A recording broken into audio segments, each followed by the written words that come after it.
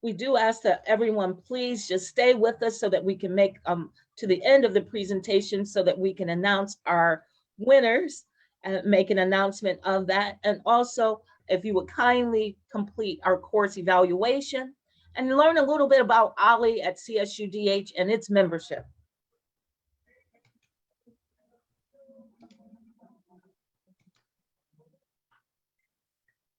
Good morning, everyone. We see everyone learning to use their chat. Good morning to you all. We'll be beginning shortly. Just giving people an opportunity to enter. We appreciate all of our guests. We welcome you. We know that you're coming in from all over.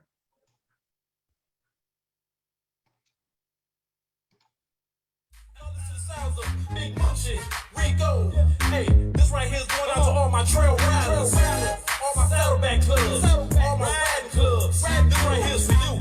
This that new lad dance, y'all. Now hop it on up, now hop it on up, now hop it on back, now hop it on back. Now work that middle for me, y'all. Now do it like that, now do it like that. Now move it on up, now move it on back. Wind me up, now turn around with me, y'all, and walk it on. Trail riders, riding clubs, and them saddleback riders. Cowboy, cowgirls, this for you. Especially them ladies in them days they do. It's time to get lit, it's time to turn up. Off them hay barrels, time to step strut. Party wagon crunk, it's time to go loud with a brand new show. Before the trail riders, yeah, you got the bumps, got the party going. Elders in the back, got the moonshine flowing. Look uniform, strutting the horseback with them Tennessee walkers. How you love that? How about that?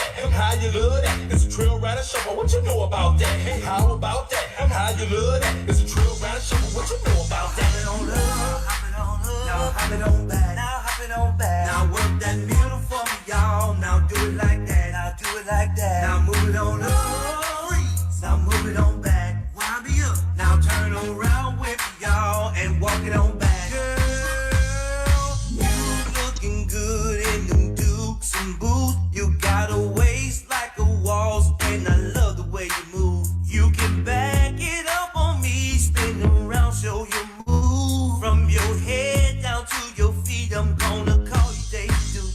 It's a party on the trail, it's a party in the streets. Got the party wagon rocking, horses walking in the streets. So grab your boots and hit the field to the trail riders groove. It's called the trail ride shuffle. Let me show you what to do. Now hop it on up, hop it on up, now hop it on back, now hop it on back. Now work that middle for me, y'all. Now do it like that, now do it like that. Now move it on up, now move it on back. Wind me up, now turn around with me, y'all, and walk it on back.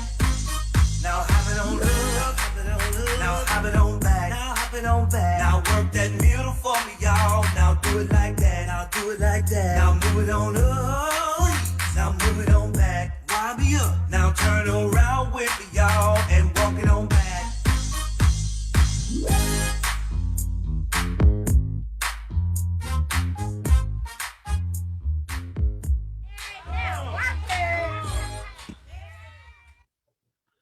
Howdy. Did you enjoy the Trail Rider Shuffle? We just wanted to get you in the mood for our 11th annual Juneteenth celebration. This year's theme is, what does Juneteenth have to do with cowboys? You don't know?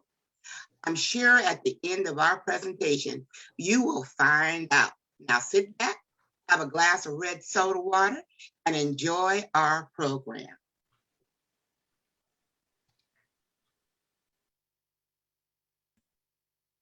Do you remember those early TV Westerns that we used to watch when we were kids? My earliest memory was Howdy Doody. Hey, Elaine, what was your favorite TV Western? Mine was Gunsmoke. Marshal Matt Dillon always protected citizens of Dodge City, Kansas. And the scenes with Festus and old Doc Adams were always comical. And you know, I kept waiting for Miss Kitty and Matt to get married, but as we know, that never happened. Delina, did you have a favorite show? Well, you know, it's hard to say. I like them all, but I think Roy Rogers was one of the first TV Westerns, if I'm not mistaken. Anyway, I just know I was very young And I love seeing Roy Rogers and his wife, Dale Evans, with their cool cowboy duds and hats. Boy, that was something else. And do you remember Roy Rogers? He had those real happy eyes and a happy song too. Wait, let's see. Happy trails to you until we meet again. Happy, oh, I'm sorry. I got carried away, but Eula, didn't you remember that song? Was that your favorite one too?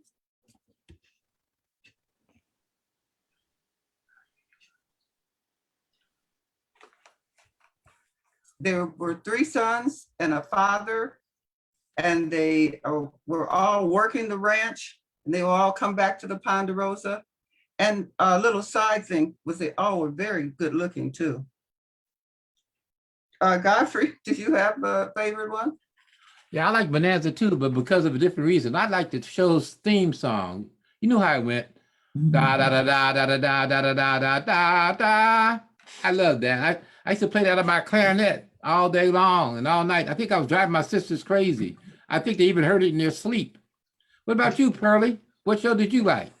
Well, I think Rawhide was probably my favorite cowboy show. Our little kids and the theme song for Rawhide would come on, and my little sisters and my brother would keep running into the house, Rawhide, come on.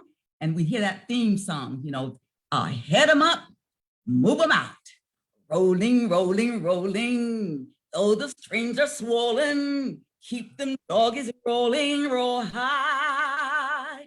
And all the things we're missing, good fiddles, love, and kissing, are waiting at the end of our ride. Oh, that was so much fun. Denise, how about you? What was your favorite? Well, I'm not sure I had a favorite, but I think I choose The Rifleman. You remember, it starred Lucas McCain, played by Chuck Connors. Well, he was a widower, raising his son Mark as a single male parent. That's pretty unusual for that time. Anyway, Lucas was often known for using a rapid action Winchester rifle to protect both he and Mark. When I look back at all these cowboy programs, though, I can't help but think, what does that constant gun use have to do with how we feel about normalizing the use of guns today?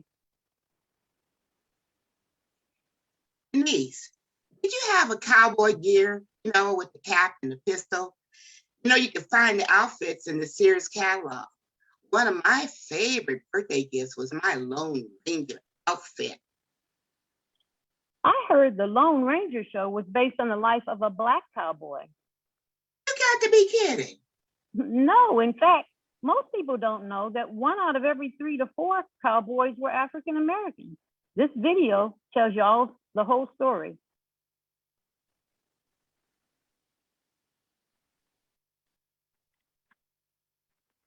This is Brianna Noble on our horse Dapper Dan in Oakland, California. Texas was colonized by Spain in the 1500s and has been known as cattle country ever since. That's also when the cowboy lifestyle was started here in the US. But it wasn't until the late 1800s that cattle farming was appreciated as an important cultural and economic phenomenon. Back in the 1800s, millions of cattle grazed in Texas, and eventually ranching spread from Texas to what is now New Mexico and Arizona.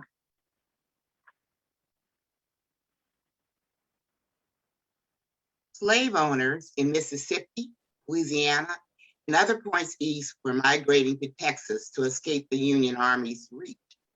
More than 150,000 enslaved Black people had made the trek west with their slave owners. While Texas ranchers fought in the war, they depended on their slaves to maintain their land and cattle herds. In doing so, the slaves developed the skills of cattle tending, breaking horses, pulling calves out of mud, and releasing longhorns caught in the brush. This is only a few skills that would render them invaluable to the Texas cattle industry.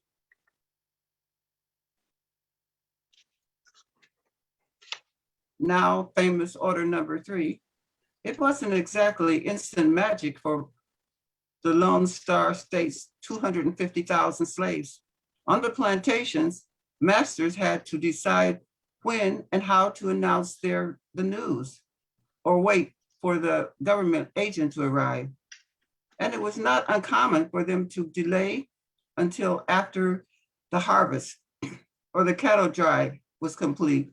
Remember, these slaves had the skills that were so valuable to the Texas cattle industry, and probably one of the main reasons that it took over 2 years for the Texas slaves to learn their freedom had been secured by the government.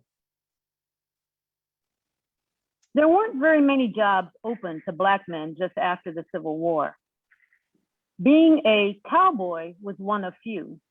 In fact, since they were highly skilled at herding cattle, they were in high demand as cowboys.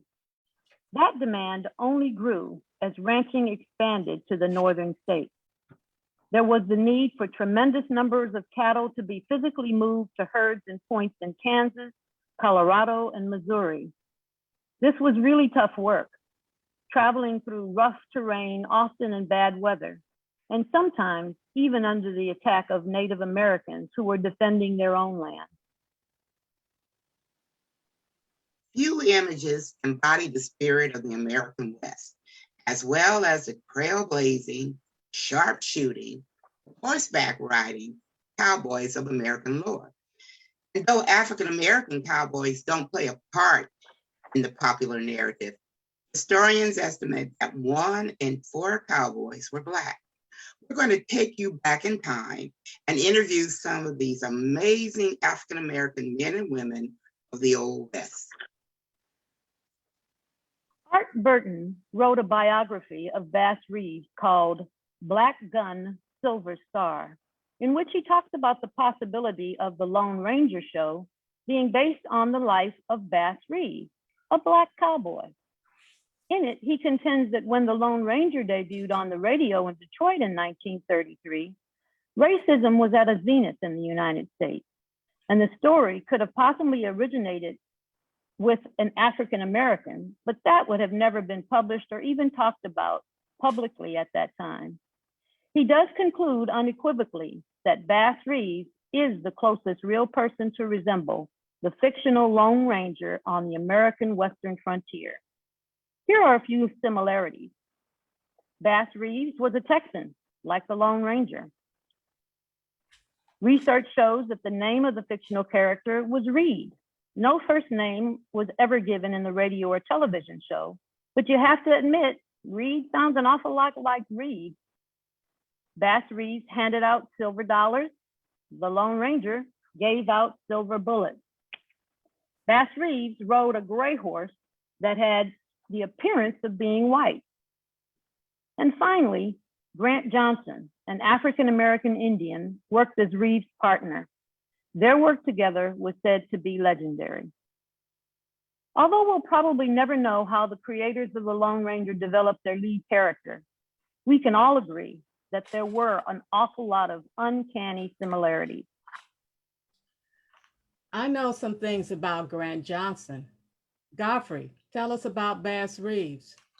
Well, Bass Reeves was born as a slave in 1838 in Arkansas. When he was 8, his family moved with their master, William Reeves, to Paris, Texas. Master William didn't allow Bass to learn to read, but he did allow him to learn how to use a gun. He became an expert marksman. He learned blacksmith skills by working with horses, mules, and wagons. He eventually became the personal attendant to Master William. It was in Texas during the Civil War that Master William made Bass accompany his son George Reeves to fight for the Confederacy. That didn't work out too well for George because under the cover of night, Bass escaped. He escaped. Where did he go? He found himself in Indian Territory, known today as Oklahoma. He lived with the Seminole and Creek Indians and learned their language and culture. He also picked up tracking and scouting skills. After the 13th Amendment was passed in 1865, Bass, now a free man, returned to Arkansas, where he was married and had 11 children. Wow, he had a large family. How did he take care of them? Well, after a decade of freedom, Bass returned to Indian Territory as a U.S. Marshal. He was pursued by Judge Isaac C. Parker to help him rein in countless thieves, murderers, and fugitives that plagued the land. Bass was one of the first Black men recruited.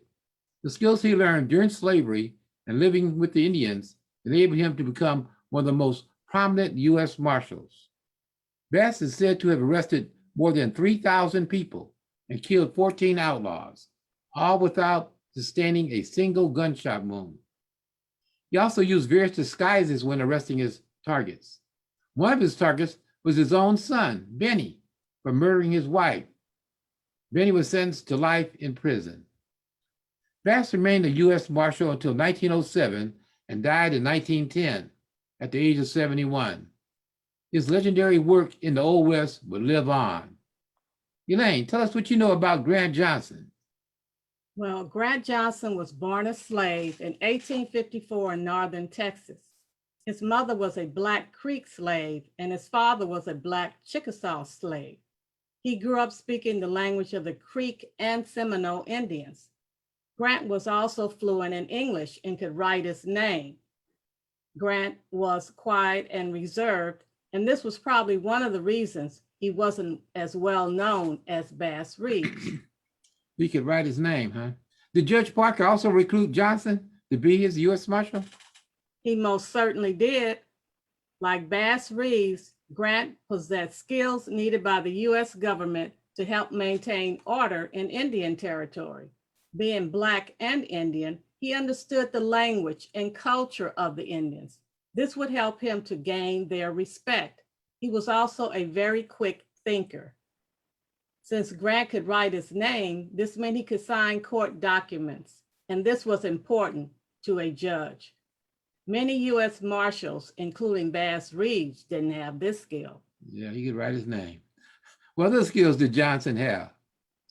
Well, he was very confident. He always had 2 guns on his hips and a Winchester in the saddle on his horse. He never gave up the pursuit of an outlaw. There was a case where Grant and Bass worked together in capturing a notorious outlaw named Abner Brassfield. They arrested him, but he escaped. Grant was determined to recapture the outlaw. After 3 years on the run, Brassfield finally gave up and turned himself in. He was so impressed with Johnson's persistence, after his prison term, Brassfield became one of Johnson's assistants. Grant Johnson was a U.S. Marshal between 15 and 20 years. He finished his career as a policeman in Oklahoma. He died in 1929 at the age of 75. Judge Parker described Grant Johnson as one of the best U.S. Marshals he had ever worked with in Indian Territory. And as a footnote, Jim Crow laws and Oklahoma becoming a state in 1907 helped to end the careers of Bass Reeves and Grant Johnson as U.S. Marshals. Next, we're going to talk a little bit about Nat Love. Nat Love was born a slave in 1854 on a plantation in Tennessee. At the age of 15, Nat left his home and went to the frontier in search of a better life. This is when he turned into the legendary cowboy we know today. Love documented his adventurous life story in detail in his 1907 book, The Life and Adventures of Nat Love, better known in the cattle country as Deadwood Dick. This book recounts stories from his life on the frontier. His story reads like scenes from a Western movie. He describes Dodge City, Kansas, as a town smattered with the romanticized institutions of the frontier, with a great many saloons, dance halls, and gambling houses, and very little of anything else. Nat Love moved massive herds of cattle from one grazing area to another, drank with Billy the Kid, and even participated in shootouts. In his spare time, he's said to have amused himself with activities like daredevil riding, shooting, roping, and other such sports. Love decided he needed to leave the cowboy life. He married his wife Alice in 1889 and settled down, initially in Denver, taking a job in 1890 as a Pullman porter. which involved overseeing sleeping cars on the railroad. While working for the railroad, he and his family resided in several Western states before finally moving to Southern California.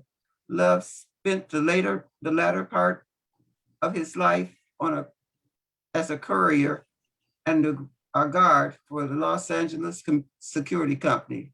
He died there in 1921 at the age of 67. Hello, folks. I'm here to introduce you to the toughest woman in the Wild Wild West. You see, I am the postmaster who hired Mary to run that main U.S. postal mail route. It was a dangerous route, 35 miles round trip from Helena to Great Falls, Montana. I heard about Mary's reputation and already knew that come rain, shine, sleet, or snow, Mary would deliver that mail on time. Braving the rough Montana terrain, bandits, Indians, and wolves. She was a big woman, at least 6 foot tall and over 200 pounds. I never saw any woman like that before. She carried a long shotgun, smoked cigars, drank whiskey, and didn't mind knocking out any man who had the nerve to make her mad. We have someone here today to clarify a few things. Ladies and gentlemen, the ghost of Mary Fields, better known as Stage Coach Mary. Well, Mary is resting in peace, R.I.P. So I'm here instead. Anybody got any problem with that? Now, Mr. Postmaster, you didn't mention the fact that I was near 63 years old when you hired me. And you didn't mention the fact that you didn't just hire me right out. You just knowing good and well that I was the best qualified for the job. Instead, you put me in a hitching contest with white men more than half my age to keep the white folks from raising hell about you hiring old Black Mary instead of a white man. Well, I beat them all hitching up them horses. Now, let's go back a while. Whereas some of the information about me has not been clarified, this is my best recollection. I was born in Hickman County, Tennessee around 1832, and I died in Cascade County, Montana in 1914. I did a heap of living and learning in those 82 years. I was born into slavery and never left the plantation until the Civil War ended, and I was freed in 1863 to fend for myself. I was 32 years old when I went to work on a Mississippi steamboat, chopping wood for the steam engines and other odd jobs. Now, I decided to cross the Mason-Dixon line into Toledo, Ohio, when I heard that a friend that I knew from my childhood life on the plantation had become a nun. She was now known as Mary Superior, but I knew her as Dolly. She always looked out for me and taught me how to read and write in spite of laws prohibiting teaching slaves to read or write. Mother Superior, also known as Mother Amadeus Dunn, was commissioned to go west and start a new school for American children in Cascade, Montana. Now, I was having a good old time in Toledo, and I had no desire to follow her out west to that wild west wilderness. Little did I know that my beloved Dolly would be stricken with pneumonia, and before long, I was headed that 1,600 miles west from Toledo to Cascade to care for her. It was 1885. I was deeply devoted to the nuns and to the children, and often babysat. I stayed on at the mission with the nuns, cutting and hauling wood to build and maintain the mission, gardening, doing heavy lifting and other odd jobs. But I also spent a lot of time hanging out in saloons, smoking and drinking. The nuns didn't like my wild ways, but they didn't say much against me. However, I was not allowed to smoke or drink at the mission. In 1894, the bishop fired me from the mission after I got into a gunfight with a cowboy at the mission called Yuck Duck. I had to set him straight because he hated me, and every chance he got, he harassed and called me out of my name. The nuns defended me, but they had no choice but to follow the bishop's orders. 1 year later, Mr. Postmaster, you hired me as the first African-American female star route mail carrier in the United States. Well, I guess that about sums it up. Yes, Mary is resting in peace, but I am her spirit that lives on among you. After Mary was freed from bondage, she lived her life just the way she chose. Gary Cooper got it right when he stated, although she was born a slave, she lived to become one of the freest souls ever to draw a breath, or 38. The next person of interest does not fit the stereotype of the cowboy. In fact, he is she. Her mark in history began when she was still a teen. She's not the gun-slinging, trailblazing, Stetson hat-wearing cowhand either. Johanna July is a Black Seminole woman. She was not only known for the way she could break in a horse, but also because of her ability to act as a translator. Both skills were much needed in the U.S. Army. Let's meet this Black Seminole woman, Johanna July.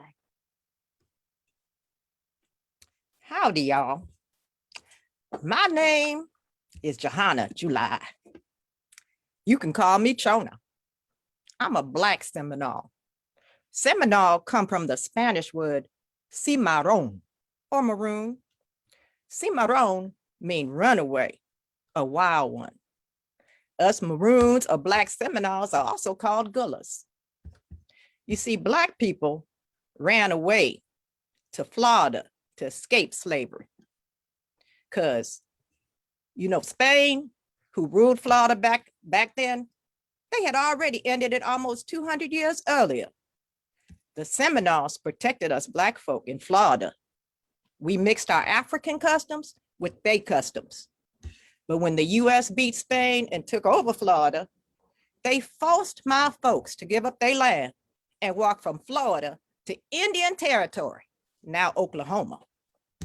My family escaped from Indian Territory and ran away to Mexico to get the land they offered us in exchange for the border protection we provided them. Well, I was born in Nacimiento, Mexico, around 1860. My family was never slaves, though. After the Emancipation Proclamation, when I was around 5 years old, my folks moved back to the US, to Texas. The US government offered us money and land to help them root out them other troublemaking Indian tribes. But they lied about giving us land. I proudly started making a living in my teens, breaking in horses for the US Army, like my daddy and brother used to do. I translated for them too. I spoke English, Seminole, Spanish, and a few other of them Indian languages. I was as good as any cowboy when it came to taming horses, but I wasn't rough like they was. I would take a horse deep into the Rio Grande River and let it swim and swim till it was too dang worn out to buck. Got a chance to bathe and do my laundry while it was at it. Then I would mount it and ride it out to dry land. Picture me riding bareback, astride, not sideways like the women folk used to do, with no bridle, just a rope. I was always barefooted too. I sure was a true tomboy. Well, I finally got myself married at 18 years old, an old maid, but I never was any good at cooking, cleaning, or sewing. I guess that's why my husband beat me. Well, with that runaway spirit in me, shoot, I ran away from that husband in the dead of night. He almost tracked me down twice though. And he even tried to shoot at me, but I ducked, sure did. But I got remarried some years later. We had 4 kids. He eventually died, but I would later get hitched up again for the 3rd time. Outlived him too. Anyway, I never lost my love for them horses till I died in Brackettville, Texas in 1942, well into my 80s.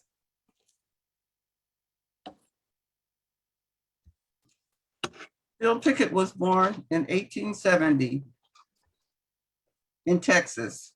He became one of the most famous early rodeo stars. He dropped out of school to become a ranch hand and gained international reputation for his unique method of catching stray cows. He performed his trick called bulldogging for audiences around the world with a Wild West show. In 1907, Pickett signed with the rodeo, becoming one of the star performers for his handling of both wild and domestic animals. He perfected steer wrestling by using a technique of jumping from his horse, grabbing the steer by the neck or horns, sinking his teeth into the animal's lip, and pulling it down to the ground. Bill Pickett performed in rodeos until about 1916. In the 1920s, he delved into the entertainment industry and began acting in silent films. These films provided heroes, heroines, thrills, and adventures. He appeared in the silent film, The Bulldogger, in 1921. In this film, Pickett was the colored hero of the Mexican bull ring, performing death-defying feats of courage and skill. In the 1922 film, The Crimson Skull, the plot depicted him as the Skull with his band of outlaws called the Terrors. It was a six-reel film promoting Bill Pickett as the world champion Wild West performer. Bill Pickett died in April of 1932.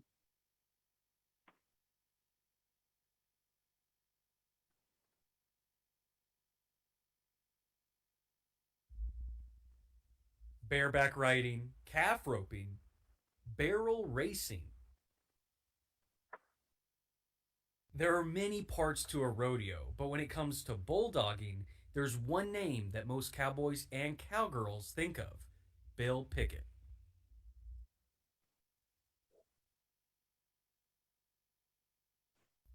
Willie M. Bill Pickett was born in 1870, 5 miles southeast of Liberty Hill in central Texas.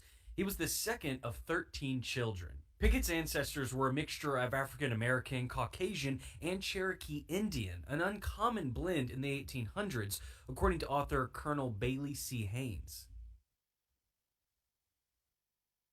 Around the time Pickett turned 18, he started riding horses and grew intrigued by the longhorns walking about the Texas land and cattle dogs. Pickett saw the catch dog and the heel dog catch stray steer.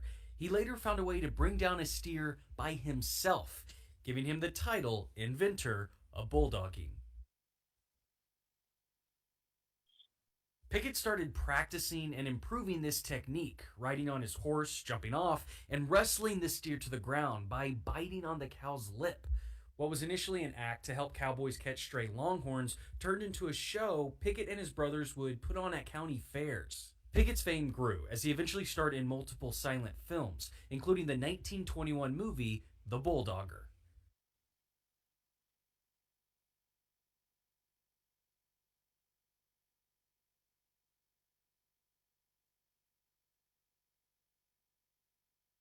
In 1932, at the age of 61, Bill Pickett passed away in Ponca City, Oklahoma, but his legacy is far-reaching.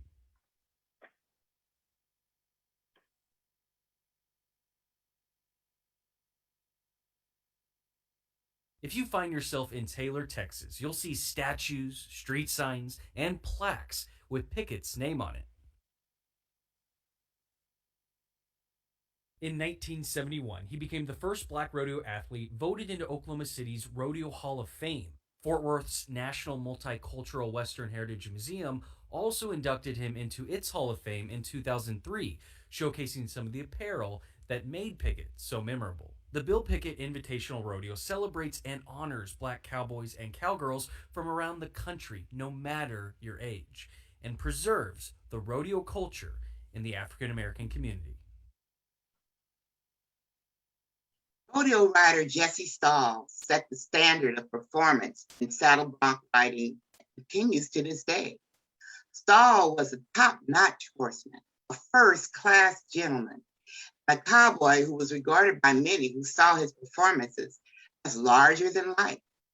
Jesse Stahl was honored 44 years after his death, being the second Black cowboy to be inducted in the National Rodeo Hall of Fame. The sight of Jesse Stahl whirling atop a bucking block surprised the crowd. We have Mr. Stahl with us today. Please tell us a little about your life on the rodeo. Hi, my name is Jesse Stahl, but you can call me Big Jesse.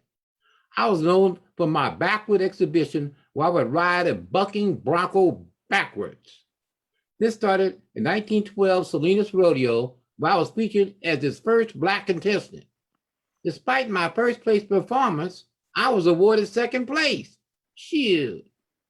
After the judge announced his decision, I jumped on the horse and out of protest, I went on a victory lap around the arena riding backwards to the thrill of the crowd.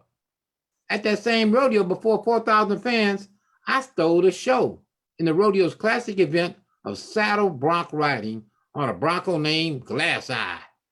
The horse would buck, twist his body 180 degrees in midair, and land in the exact opposite direction. Most observers thought I didn't stand a chance on old Glass Eye, but I did.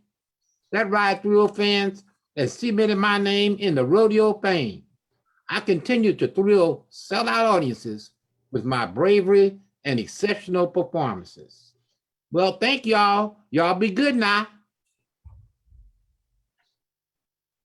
Boz Eichert was born in July of 1843 in Mississippi and became one of the most famous Black frontiersmen and trail drivers in Texas. As a young slave, Eichert grew to adulthood, learning to farm and ranch as the Civil War drew near. The war left Boz Eichert a free man, and in 1866, he went to work for Oliver Loving as a trail driver. This began his memorable cowboy career. After Loving was killed by Comanche Indians in New Mexico, Eichert continued to work for Loving's partner, Charles Goodnight. For his invaluable contribution to the Texas cattle industry and for being a real-life hero, Eichert was inducted into the Texas Trail of Fame, and a statue of him can be seen in the Fort Worth Stockyard. In the 1985 film, The Lonesome Dove, or TV miniseries, Boz Eichert was the inspiration for the character of Joshua Deep, played by actor Danny Glover. Eichert died January 4th of 1928 at the age of 81. So now that we know a little bit about the back history, let's hear from Boz Eichert. Hey, my name is Boz Eichert. In 1869, I wanted to settle in Colorado. Because there were so few Blacks in Colorado, Charles Goodnight persuaded me to buy a farm in Texas. You know, Charles considered me his right-hand man, advisor, and of course, we were lifelong friends. I settled in Weatherford, Texas, and married a woman named Angelina. We had 6 children. We started a family at a time when Indian attacks were still common in North Texas. When I first went to work for Loving, they had a bronc that they were trying to break. All the other cowboys had tried and were thrown off the horse. They were teasing me because I'm Black and asked me if I could ride this horse. Of course, I said, sure. I got the horse to start bucking by biting it on the back of its neck. This established me as a top cowboy, plus I was skilled at trailing stray cows in the dark. This job was both dangerous and essential. I was the one who usually carried the money on the trail drives because a thief would never think about robbing me. I was a man of integrity. Both Goodnight and Loving saw me as an honest and brave man. In my later years, I attended several cowboy reunions. My friend Goodnight would visit me whenever the opportunity arose and would bring me presents. When I look back at my life, I never shirked a duty or disobeyed an order. I rode in many stampedes and participated in battles with the Comanches. In fact, I believe I was a great cowboy.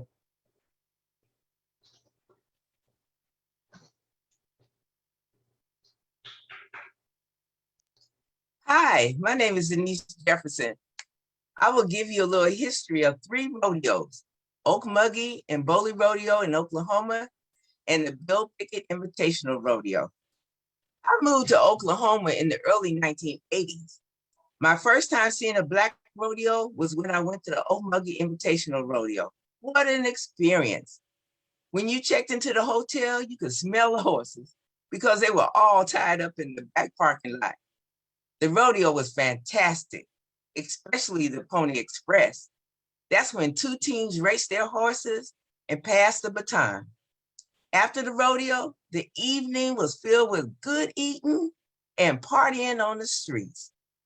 Here's a little history behind the Okmulgee Rodeo in 1955, Charles LeBlanc waited for his calf roper son, Roy, to compete after the white Cowboys was finished for the day.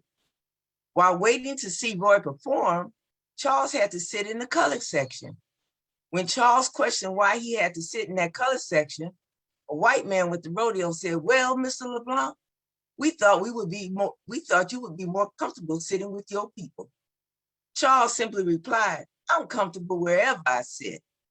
The following year, Charles and Roy, along with 22 other Black men, including 2 school teachers, founded the Okmulgee Colored Rodeo, which became the Okmulgee Invitational Rodeo in the early 1970s.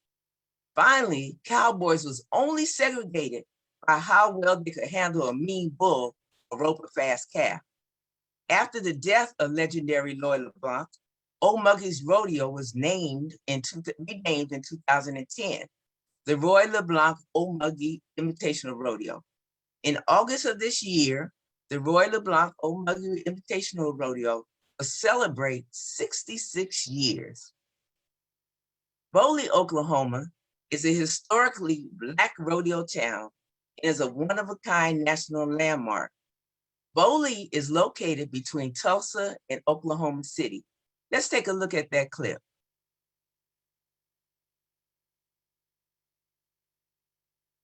Hi, my name is Chris Williams. I'm 28 and I'm from Boley, Oklahoma, one of the largest Black historic towns in Oklahoma. My family has lived in Boley for over a century. I am Henrietta Hicks, and I am now the municipal judge of my town. It was started in 1903 by Blacks for Blacks, and it was to free people from oppression. 1975 is when Boley, Oklahoma was declared a historic district. It also holds one of the oldest Black put-on rodeos in the nation. Exciting time of the year for Boley and for people that come from all over the world for the rodeo. To just keep that alive and to keep family and friends coming back and just something that lives on as a legacy. The Bill Pickett Invitational Rodeo was created by Lou Bassan, who was a promoter. He had over 50 years of experience as a producer and marketing consultant. In 1977, during Wyoming Cheyenne Frontier Days, Bassan's interest turned toward rodeo. His curiosity was aroused when he noted that there were no Black cowboys participating that day. He was curious as to whether people were aware of the role the Black cowboy had played in this country's history. Lou Bassan was convinced that the time had come to uncover the cultural past of the Black cowboy. In 1984, he created an all-Black rodeo named after legendary Black cowboy, Bill Pickett. Now let's watch a short clip of one of the Bill Pickett's invitational rodeos in the Bay Area.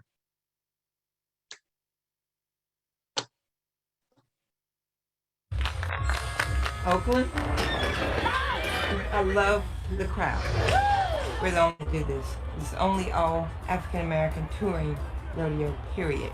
As long as we've been coming, these stands have been filled, and it amazes me when I run into somebody that doesn't know about the Black rodeo. I'm like, How can you live here and not know that we've been coming here for 34 years? So when they come, they're like, oh my God, you people are real.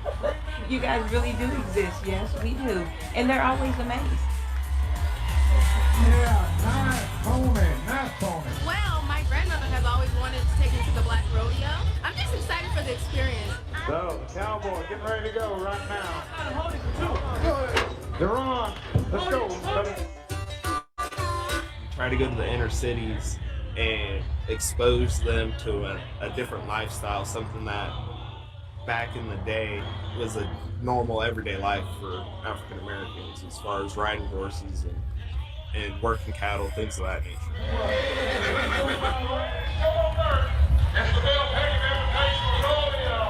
The history of Black Cowboys is the Bill Pickett. We've done this for 34 years now. And what we've done over the 34 years is there's literally 5 generations of Black cowboys, cowgirls. They're little bitty to old as me. Bill Pickett started when I was born. And all of a sudden it looked up, and when Bill Pickett turned 21, I turned 21, and we celebrated together. That was my first championship. Bill Pickett is just so family organized, it's unreal. And this place here, you can't beat it.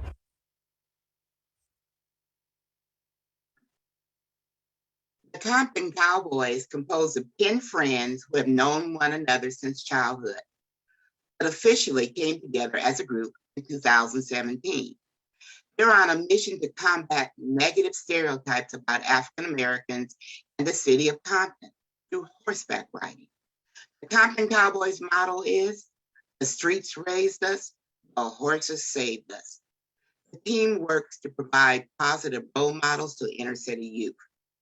This effort helps to give young people a pathway from gangs and crime.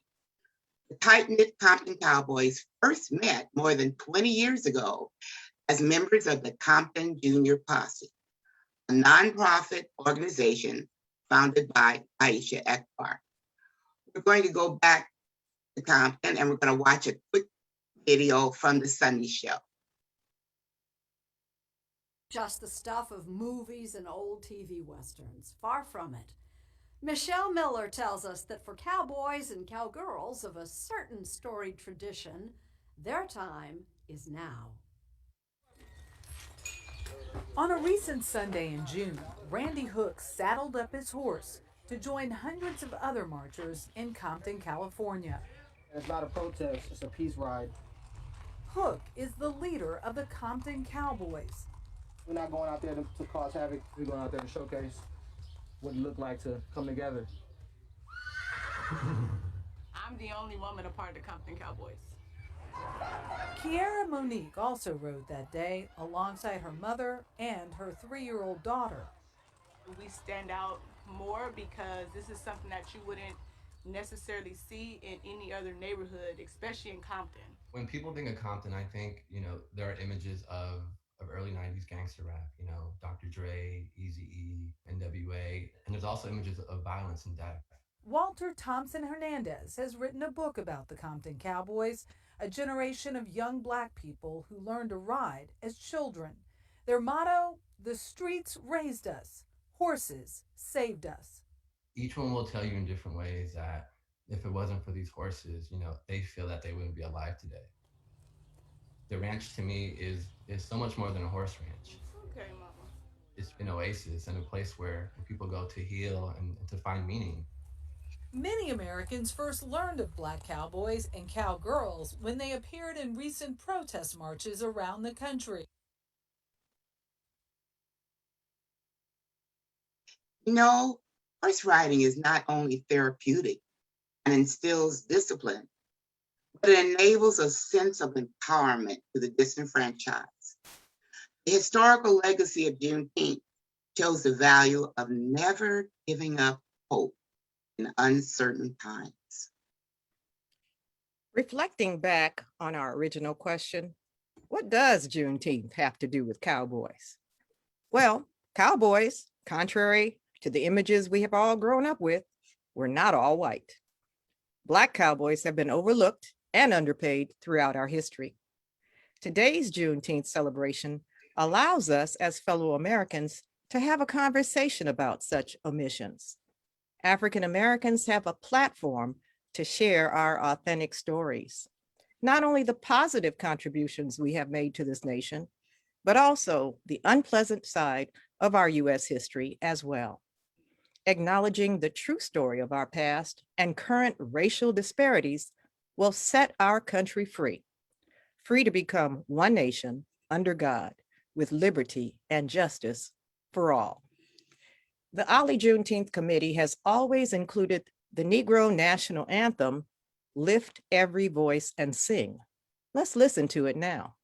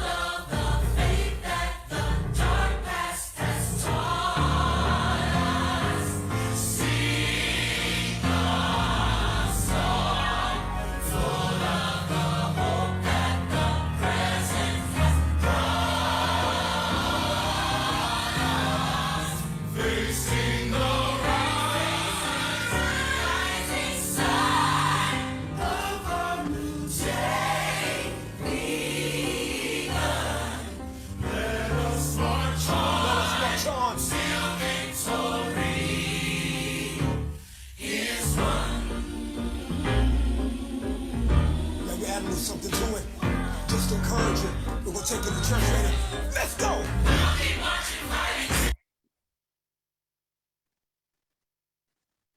Breaking news. We have a special announcement. A bill establishing a federal holiday on Juneteenth, which celebrates the end of slavery in the United States, passed in Congress. This paves the way for President Joe Biden to sign it into law. The bill will make Juneteenth, Independence Day, be celebrated on June 19th each year, the 11th federal holiday in the United States. Let's give a round of applause. Now, let's get a round of applause for our awesome, amazing OLLI Juneteenth Committee. They research, they study, they brought their particular characters to life. They told that story about our forgotten past, and they shared it today. I want to introduce them. First, we have Johnny Atkins, who played the part of Bose Dickhart. Then we have Norma Bates, who is over our door prizes. You're going to hear from her later, so you better hang around. Then we have Ed Kimdane.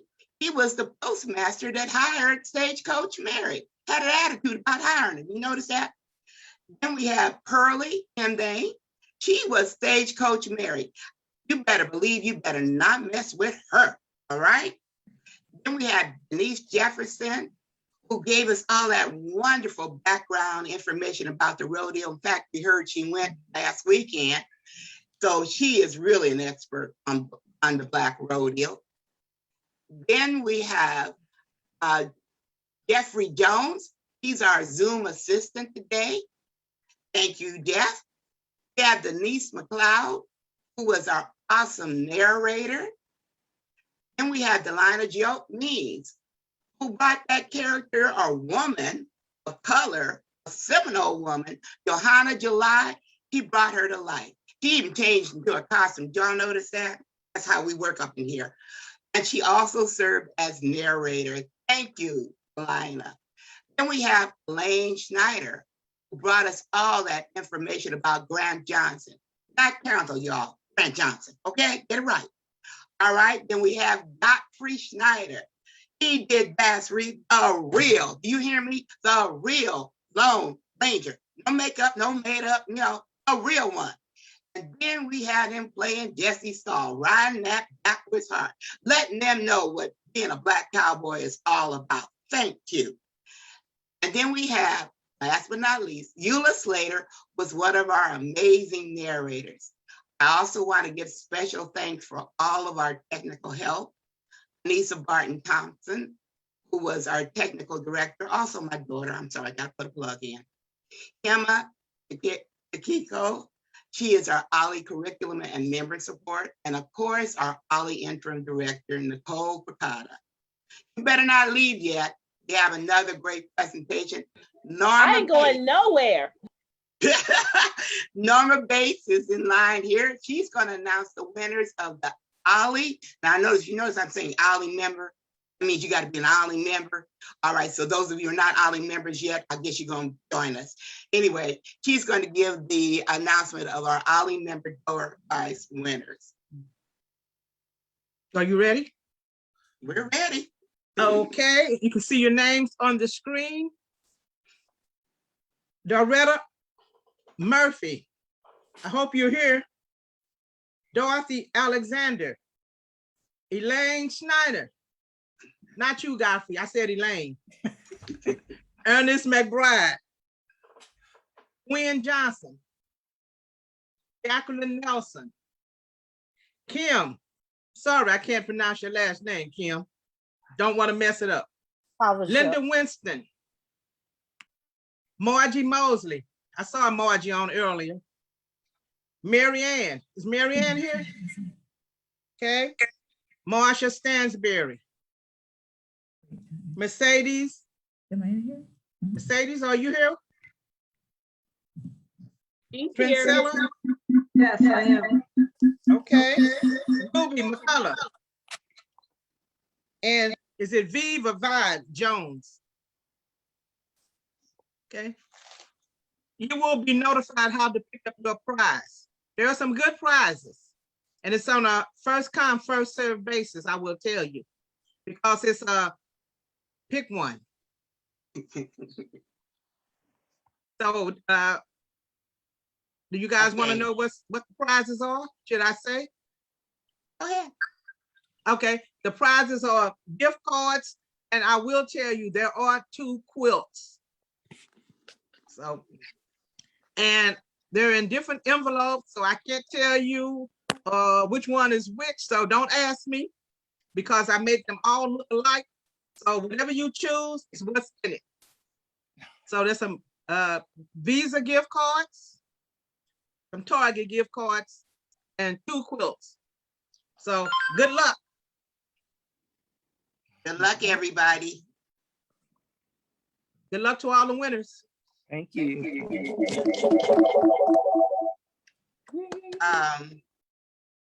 Is I Hema don't know. on? Hema is here. We're looking for Hema. Hema, you're up next. She is here.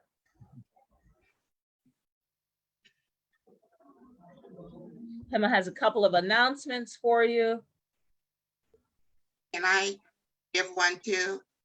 Yes, of course. Okay. First of all, we want to thank all of you for coming out. And just like we shared our information, we have a resource sheet for you too that they're going to give you online, where we got all of our resources and some additional information. I want to encourage all of you to be lifelong learners. In other words, that's what keeps this little brain going. And go and discover new facts for yourself, not just what we were sharing with you today. A little background. Oh, you know what? I'm Peggy Barton. I'm sorry, I didn't introduce myself. I thought of this because I don't know if any of you have seen the Netflix Concrete Cowboy with Idris Elba. That's right. But anyway, I was watching that movie about a couple of months ago, and it is about these urban Black cowboys. And some of the things they were sharing, I was so amazed. I never knew this. And I started Googling. They call me the Google Queen, okay? And looking up and finding all this additional information about Black cowboys. I presented it to the committee here. I said, what do you guys think? You think we can do this? And all of them agreed, and we started researching and gathering information and developing this story. So again, I hope you enjoyed it. And I encourage all of you to be lifelong learners. Don't stop. Your brain is still working, okay? Okay, I don't know if Hannah, are you there? I just shared, here she is. Okay. I just shared, go ahead, Hema. Okay, so this announcement goes to the winners. So those of you who won, those 15 people, you will be contacted via email from me with instructions regarding how to pick up your prize. That's the announcement that I have for now. Thank you. Nicole? Nicole, you're on mute. Sorry, Hema, just trying to navigate. Hema, I just shared the final resource sheet with you. Could you please share it with our audience? And she'll place in there a bit.ly link regarding our course evaluation. We ask that all of you just take a moment to fill this course evaluation out. It's coming up in just a moment. Let us know, tell our presenters how much. I know we've seen some great comments in the chat room, and I just wanted to share them with you. Thanks for keeping our history alive. It's such a fun way about this interesting history of our beautiful nation. We also have visitors, amazing program, learn history about cowboys I didn't know. Thank you very much. We also had people coming from Tennessee. Where else? If you're out there, or if you had any questions for our members or for the presenters, now is that time. I'm saying hi to my dad because he joined from Maryland. Hi, Dad.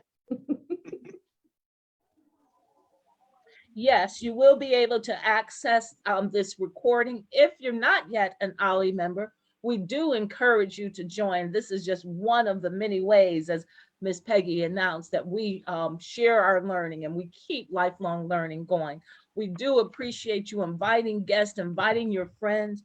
Registration is open for membership, and give our office a call, area code, and I think our information is going to be placed in the chat as I speak, but our office is area code 310-243-3208, or you could check us out at olli.csudh, or do your search at olli at CSUDH.